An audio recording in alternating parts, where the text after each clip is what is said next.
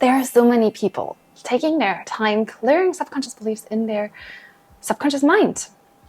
And today we're going to have a look how to prevent those limiting beliefs, self-limiting beliefs, to enter the subconscious mind in the first place. Hi, my name is Vivian Ramos-Ruiz from True Phoenix Life Transformation and Healing. So there are two keys which are really important. If you want to stop subconscious limiting beliefs entering the subconscious mind of your child, for example, because children, they are innately true to themselves, to their true nature. That means they also have less self-limiting beliefs in their subconscious mind. And sometimes how we behave towards children actually allows them to create subconscious limiting beliefs from our energy. It's like they get transmitted via osmosis. So just imagine if you're in a supermarket with your child and the child just wants to buy those really sweet chocolate cookies. And you look at your shopping cart and you realize, oh, I already have a bunch of sweets in there. And I know that it's not healthy for my child eating too much sugar, But if you say, no, honey, we're not going to buy this, because I'm telling you, no, it actually allows the child to feel upset, to feel angry. And that ego mind that pops out, we call it the ego mind, that feeling of being upset, of being angry, of being really down or low in energy, allows more and more mind lies to accumulate. For instance, oh, mommy doesn't want to buy the chocolate for me because I'm not worth it. I'm just not deserving that thing, whatever thing it might be. And instead of just saying no, sometimes it's really helpful to give the child a reason. So the first key is understanding the reasons why a person is behaving a certain way. You could, for example, tell your child, you're really deserving and you're really worth of that stuff that you want to have. But right now, we already have so much sweets that we're going to buy. And I'm concerned about your health because I love you, because I want you to have a thriving health,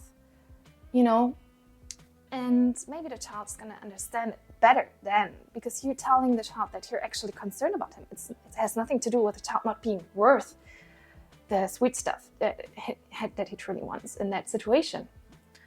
So another thing which is really important is the second key, which is accepting the reasons. You want to make sure that the child is actually accepting the reasons, which further down the line leads to the solution of anger, of that upset. So how do you do that? You could ask your child, is that okay for you? Is that okay for you if we're not gonna buy it today? Then if the child says yes, it more feels in line with the child's inner truth too, because it says yes and replies and it accepts your reason for not to buy that stuff in a moment.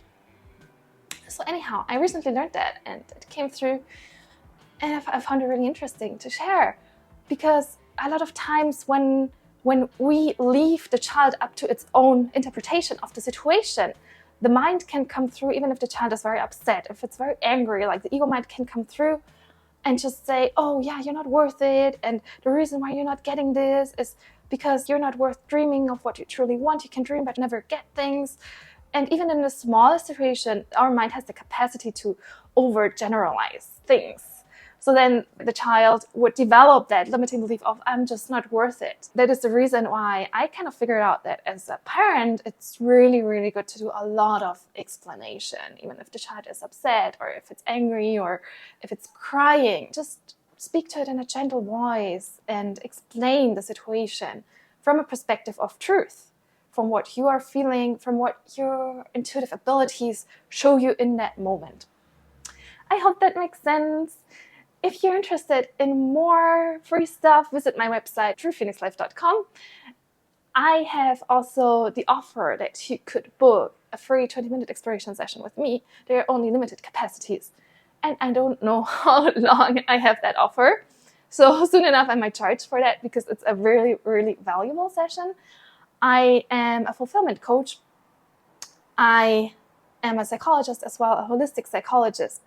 And I help people achieve true fulfillment and their true potential, their full potential in each and every area of life. So make sure you take advantage of that free offer as long as it is available. You can book it on my website. Bye for now.